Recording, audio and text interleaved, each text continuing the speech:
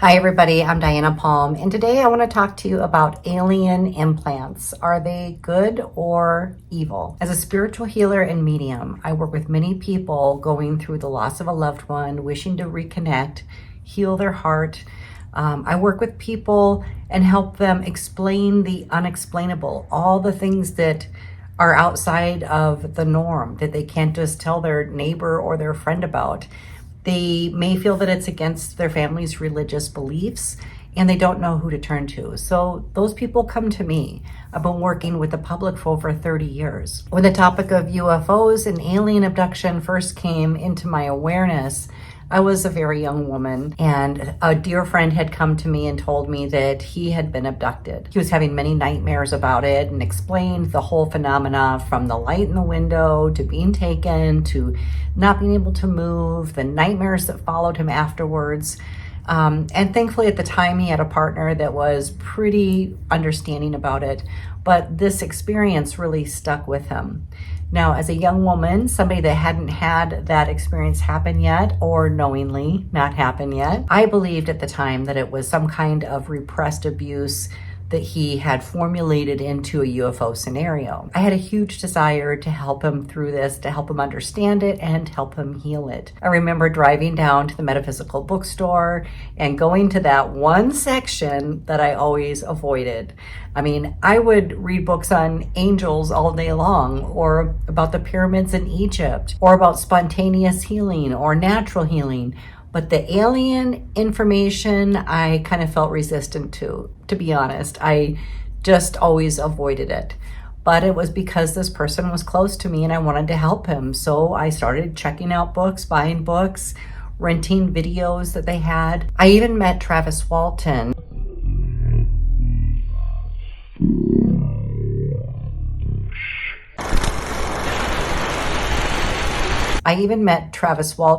Who the movie Fire in the Sky was based upon. He frequented this store. There was a woman there that did a UFO presentation, and I signed up and went to that. She was on local TV, on the cable access channels, so I knew she was pretty reputable. And as she relayed her stories, I really identified with her. It was through my deep dive into the UFO books and media that I suddenly became awakened to the phenomenon.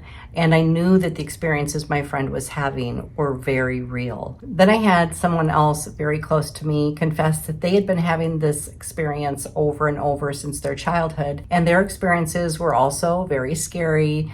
The light in the bedroom, not being able to move, trying to scream, seeing their partner being totally unaffected by what was occurring, lifted and being taken through the wall. Many different types of experiments were done to her, and overall were very negative experiences. When I told her about my friend, she said, "I've been telling you about this for years. Haven't you been listening to me?" And then I kind of recalled, yes, but every time she went there in conversation, I thought it was too out of this world. I mean, literally, I thought it was just ungrounded. I thought it was fictional. I thought it was just something that I couldn't relate to. And so I would just tune my ears out when she would talk about it. But in that moment, it all came flooding back. And I remembered all the many stories that she told me, all the personal experiences that she had had too. Now, these two people were very close to me, and I was beginning to kind of crack open my mind and embrace the possibility of UFO encounters, alien abduction, and the like. One year in high school, I had to attend summer school because I missed a lot of classes. And during that summer school, they played the movie about Betty and Barney Hill. And that really stuck with me too, because that was the first time that I saw a documentary or movie based on this phenomena that was so well represented. The star map that was shown to them that contained a star that we hadn't even discovered yet until years afterwards really validated their experience. But at that time, I didn't know that I knew anybody that was having these experiences. Fast forward many years into my spiritual healing business, I began to get clients that had been abducted or had their eggs harvested that they were taken. They were even shown hybrid children. I've worked with many people that still suffered from the after effects, the trauma of being abducted. And I learned to work with this energy spiritually. I was also learning at the time how to deactivate implants and basically dissolve them within a person so they didn't have to be surgically removed. Now, this was where it got really interesting because I went back to those two original people that I was still very close to. The woman I was close to, I approached her first. I was so excited that I had learned these new skills and that I was using them with clients and they were very effective.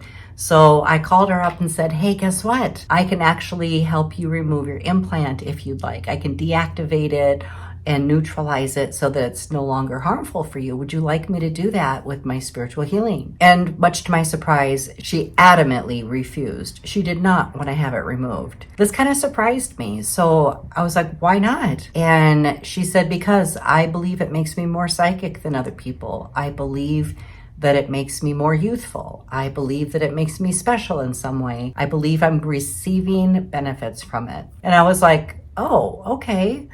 Well, so we won't do it. It wasn't long after that she called me back and begged to have it removed. She had intuitively figured out that the implants are put in with a subconscious program or broadcast telling the host person that it's good for them. And it may be many different things that they believe that the implant is helping them with. So it prevents them from wanting to have it removed. Is it really helping them? Or is it just the program? I don't know. When she realized this, she was so angry because she felt like she had been manipulated and lied to somehow, that her own body had been telling her, don't remove it, don't remove it. It's helping you. It's making you more psychic. It makes you more youthful. And she realized that was crap. She realized that this was just a program that the implant was broadcasting. At this point, she was pretty pissed. And she's like, go ahead and do it. So I went into a meditation, I got my connection, and I did my healing work for her remotely. She was in a different state. Afterwards, she muscle tested that the implant was gone, that she no longer had it, and she was relieved. She was so happy. And then about 2 weeks after this, she was taken again. She had another experience. This time she called me up and she was so furious. She said, what good does it do to have the implant removed or dissolved if they're just going to take me again and put another one in? And at this time I told her, because we need to do healing around this. We need to clear feelings and belief systems around victimhood, being taken, not having control, not having your own power, not having your free will. We also need to resolve contracts and so many other things. So I learned through working with my clients and then being able to work with her finally on this, was that it was a whole mindset, a whole scenario that needed to be changed, not just the implant. Now, after we did this work, I did my healing for her again, and this time it lasted. When we kind of came to this conclusion, we were pretty excited, as you can imagine.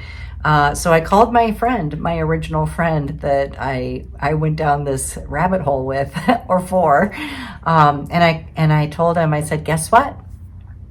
I know how to do this now, and I know you believe you have an implant. Would you like me to do this healing for you? And he adamantly said no, because he too believed that it was keeping him youthful and healthy. He truly, truly believed that the implant was making him special, that it was benefiting him in his health and in so many different ways. So he did not want to have it removed. At that point, I just let it go because I knew by then that the implant was broadcasting that to him. I'm not saying if you have an implant that you have to have it dissolved or removed, but isn't it interesting to know that if you feel resistance around it, you're most likely one of those people that is having a program broadcasted from the implant itself so that you don't remove it. For many people, that's enough to want to have it done and then do the healing around the UFO abduction experience. I would be very curious to know if any of my viewers have had a UFO abduction, an alien experience, personal contact, if you believe you have an implant, and also if you believe that it's beneficial,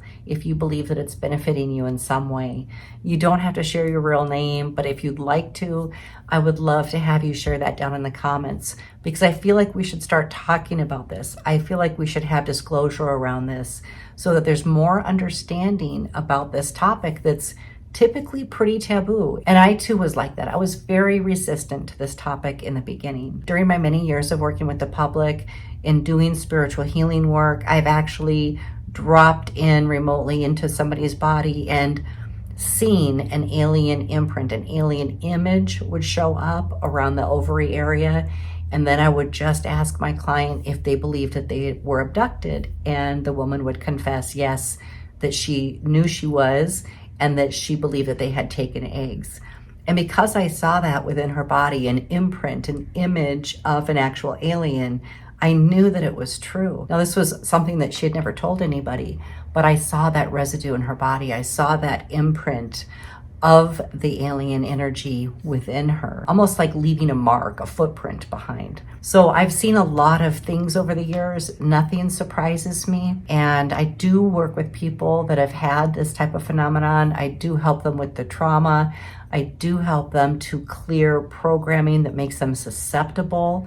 I also help them reestablish their free will and free agency so that they can have more authority in their life, whether or not they want to continue having these experiences. So if you are somebody that's had this experience and you're looking for some help and you would like to do some healing around it, be sure to set up a private session with me. This is the first time I'm really talking about this topic publicly and sharing how I've been able to help my clients over the years. In another video, I'll actually share some of the experiences that I had shortly after all of these things began. But right now, I just wanted to leave it there. I just wanted to give you a little nugget, a nugget of hope, and also let you know that there are things that can be done if you're being monitored, if you've got an implant, if you feel that it's not in your highest and best, or if you're not sure and you just want to have it deactivated, there is help for you, okay? So if that's you and you are looking for some help, be sure you go to my website at www.dianapalm.com. Thank you for tuning in and being here.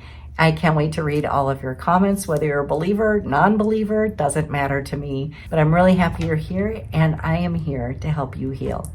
I love you guys, and I will see you in the next video. Bye-bye.